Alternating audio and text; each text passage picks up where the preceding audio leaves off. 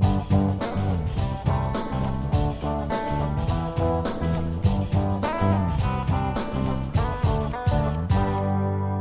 and welcome to the Best Thing From podcast. I'm Kev.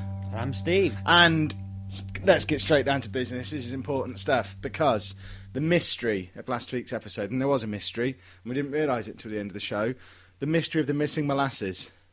That'd be a good name for a novel, wouldn't it? It's got a Miss Marple mystery there. Oh, hello, all the M's. Miss Marple's mystery of the missing molasses. I like that. We'll copy that. In fact, we'll edit all that out. We're keeping that for ourselves. Can we use Miss Marple? I assume she's been around long enough that you can. That's probably an open game for everyone, isn't it? Yeah, so Miss Marple's mystery of the missing molasses, Mark 4. Is there a number that begins with M? Mark Million? There's not. There probably is that many Miss Marple stories, actually. We might be all right. Yeah, the molasses has arrived. This was ordered off of Amazon. Now, bear in mind, I'm an Amazon Prime customer. This took 8 days to arrive. And I've discovered it's because it's imported all the way from the United States of America. Wow. Where it's actually considered a health food.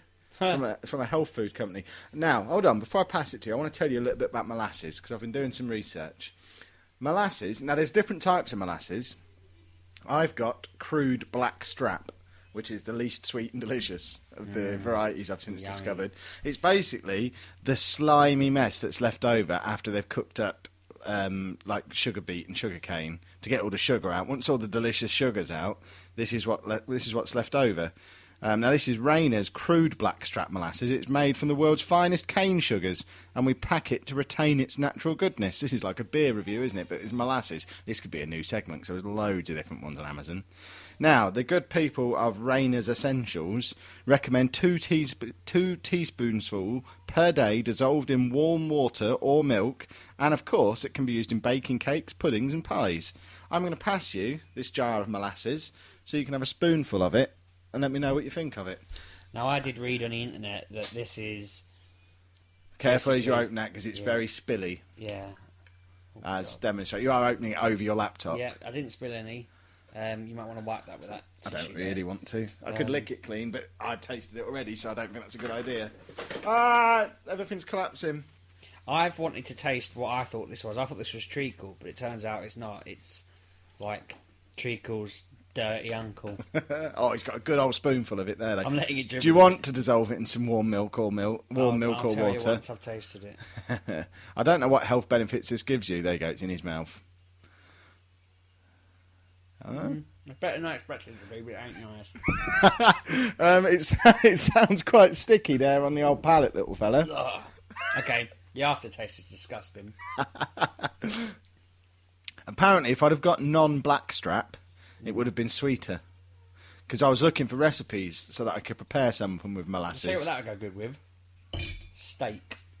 Well, it is a key ingredient in barbecue cooking, apparently. Yeah. I was looking at... Because I went and visited the king of food, Bodine's, this week, down in that there London, and had some pulled pork and burnt ends. And molasses is an ingredient in both of those. It's basically, it goes in the barbecue sauce, and it's what makes your sauce sticky. I can believe that's the only thing I can think of that tastes like is, just smothering it on some meat and barbecuing it up. So you're going to have 2 teaspoonsful of that a day for non-specific health benefit?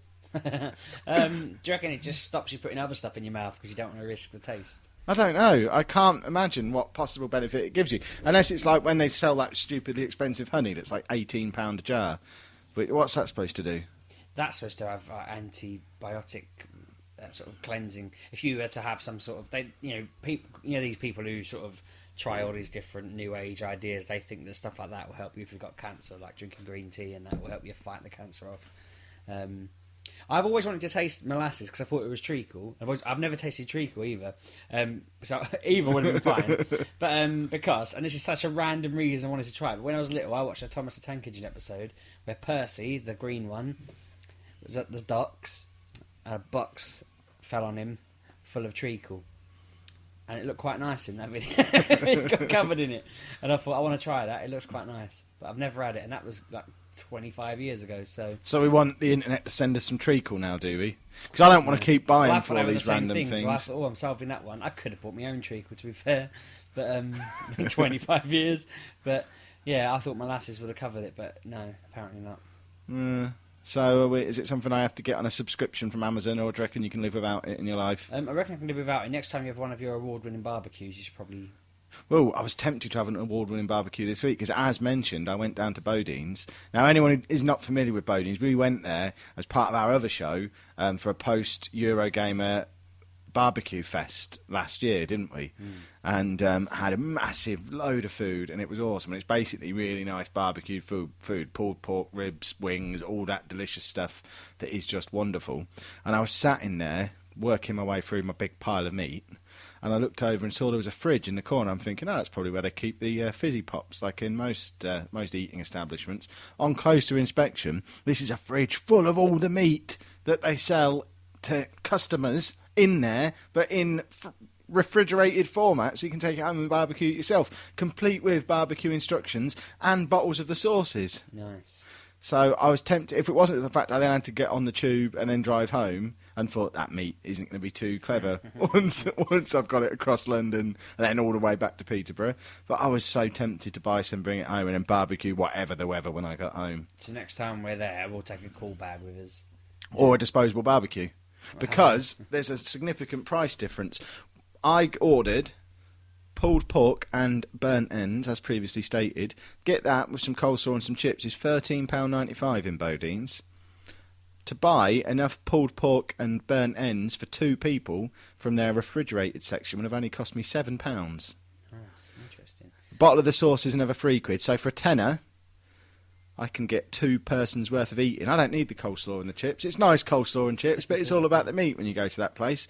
I could get enough for 2, and we could just basically go in there. I'm thinking when we go back down there in September, go in there, buy enough meat for everyone, some disposable barbecues on a street outside. I'm sure there's no rules against doing that in London. People leave rubbish on the street. Why can't you have a barbecue? And we'll just set up outside and cook our own version of By it. the time we've had a whip round for the barbecue and everything, that would cost the same, wouldn't it? Well, we could just take a disposable one. I'm thinking just purely from a selfish point of view, I could take a £2 disposable barbecue with me, and that'd fit all my meat on. And that then for £12, I've got a double meal off the back of this. I'd pay the £15 for one person and do it that way, I think. But I'm paying 12 for 2 people. Yeah, well, you have to just... I'll race you. I'll yours, see. yeah. I'll see whose is the most delicious meal. Give who half mine? I'm having 2 persons worth of food for myself. I don't know what you're thinking. Fair enough. You're insane. Also, down in London, I've been there twice in the last few days. It's a long way away, isn't it? Not really. It's long enough. Nah. I was in Covent Garden. Now, as a country bumpkin, I'm not familiar with all this nonsense that goes on in Covent Garden, but I was fascinated to see a man sitting on nothing. Interesting. So he's just pretending to be sat on a chair. Yeah, but there was no chair there. But yeah, he couldn't have been crouched. And further, this guy was basically had his legs crossed, 1 foot on the floor, sitting. Quite relaxed, just sitting, and I thought, he's got incredibly strong legs. Walked 10 yards further down the street, and there's another man with his feet just waving around in the air, just sat there on nothing. Are they hanging from the ceiling? Or? No, I came home and Googled it, and basically what it is the one who's flying there in mid-air is holding a stick. And from what I can gather, this stick is the world's strongest stick, and there's a support that goes down his jacket and basically inside his suit, and he is sitting on something, but it all comes through this stick, and there's a massive counterweight on the floor underneath him. But it was the most fascinating thing I've ever seen. Obviously floating, and it's amazing. I've seen a video that I can't remember his name. Is that magician fellow who goes around? He was in Brazil, and he Paul Daniels. No, but he was walking along a beach, and then everyone was just going about their business. And he just suddenly rose into the air. He just stayed there, hovering in the air for a few minutes. Was he holding a stick? No, he was in a t-shirt and jeans. He just rose into the air, and he just stood there. Didn't even alert anyone. He just looked down and just carried on what he was doing. How high off the floor was he? It was a good I don't know. I want to say like a metre. It probably wasn't that high. He wasn't just doing that thing where you look at him side on and he's still got 1 foot on the floor, but it looks like he's floating because he's lifted 1 foot off the floor slightly. They went around him. But people in the street they'd suddenly know, hang on a minute, that guy's in the air. And they're all sort of running up to him and going around him and trying to... And I don't know how he did that. It's probably something really obvious, but he's on telly for a reason. Isn't Perhaps he? that's what 2 teaspoons of molasses a day does to you. Perhaps Maybe. it gives you the ability to fly. I am concerned by the fact it's not specific on the bottle, other than the fact that it's serving traditional taste, apparently. Traditional taste for what barbecue? It just says serving traditional taste. Crude black strap molasses. Sounds American, doesn't it? It is. Also, in London, this is the second time we went. We went gadding together later in the week, didn't we? What the hell is gadding? What does gadding mean? Just gadding about. Gadding? Yeah, gadding about. How does one gad? We did it on Tuesday. I think the correct way to gad is to swan around at BAFTA, like we did on Tuesday. That's pretty cool, isn't it? Because we're celebrities. I had a piss in the toilets at BAFTA. So did I. Twice. Probably thrice, actually. Are we now officially celebrities if we're swanning around at BAFTA? Is that what that means? We were schmoozing around at BAFTA. I'd say we were swanning. We were just swanning around, talking to people.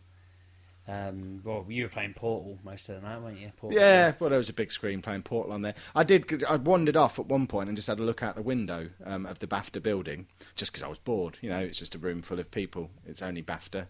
Yeah. So I wandered up, looked out the window, and looked down and saw on a bench a woman just sat on a bench next to a load of gravel on the floor. Yes, this is London, people. A bench next to a load of gravel. It's not lending a lot of credibility to my story, is it? No, just gravel in the centre of London. But yeah, she was sat on the bench. She just started picking up stones. She'd have a look at them, turn them over in her hands, and then the first one she just chucked away. And I thought, that's a bit weird. But then she did it again, and the second one she put on the chair next to her. And I watched her for a few minutes, and she started lining up stones, all the same sort of shape and colour, on the chair next to her. And I was so fascinated by this, I ran back into the main room where you were schmoozing and hobnobbing, and dragged a few people back to come and look at her. It was pretty funny. You come across, where you been? Oh, there's a woman out there collecting stones and looking at them. We all tried to guess what she might be doing and wondered and whatnot. And after a while, you finally convinced us that we should all walk across the room and see out this window. And what happened when we got there? She'd gone. So the stones were still there, though. Yeah, but the people we were talking to just left then. They just thought we were weird. So they just went away. I did call them back over later to say, look, there's bags there now. She's been back because she's left a bag there. Patting you on the head. We saw you leave for a fag earlier on. We did see her laying out things on a table, didn't we? We reckon she's probably selling the stones. Yeah, it was sort of next to a market. And, yeah, I'm guessing she's selecting stones that she then sells as fine jewels the next day. Yeah, I reckon she probably had a load and just thought, I need some that look like it just to weight up the bag. Like, I'll put the real one, the real layer on the top, and then everything underneath will just be black stones, and I'll sell it for 15 grand, but I only have a grand's worth of stones in the top. I saw something like that on Hustle once. She could have been from Hustle. She could have been. We were in Celebrity Land. She could well have been filming for Hustle. I didn't look for cameras. You'll be in the background going, oh, look! Yeah, next series of Hustle. There I am, stood next to a window, wearing a shirt, because I was made to wear a shirt. We were told to look semi-good. I only wear a shirt for work. That was work, in a way. No, that was swanning about. Hobnobbing. Got a free drink. A free drink. I got 3 free drinks. BAFTA are tight. That's my official review of the evening. BAFTA are tight. They promise free drink. I assume that means free drink, not just one non-label beer. I had some Mexican dude. I went to have a cider. He wandered up and down the bar for about 5 minutes and came back to me and just went, and I went, that one there. And he went, that's beer. And I went, it looks like cider from here. And he said, oh, it's Mexican beer. I was like, I'll have one of them then. Mexican beer. But I'd heard people ordering cider there, so I just assumed. So I reckon they must have had that problem all night long. So if you're ever near there, where were we? Down the road from Leicester Square. Go in there and order a cider. That'll confuse them. Yeah, why not? I might disclose why I was down in London the first time. No one really cares. Throw into the... Well, it kind of leads us into the topic. Because I was down there because I'd been to Thorpe Park, which... You may or may not be aware, Sheepdog, is a theme park, which is the topic of this week's show. Well, I never indeed. I went to Thorpe Park for the weekend. Was it good? It was all right. We got down there at like 9 o'clock on Friday night. It's a bit spooky walking into a theme park at 9 o'clock on a Friday night. Everybody's gone. And it was like turning up to a hotel resort in the middle of the night when you go on holiday, and they've put all the dinner stuff away, and you walk in at 11 o'clock, and they offer to make you a sandwich from out the back because you've not eaten since you were on the plane. It was that kind of weird experience. We sort of turn up,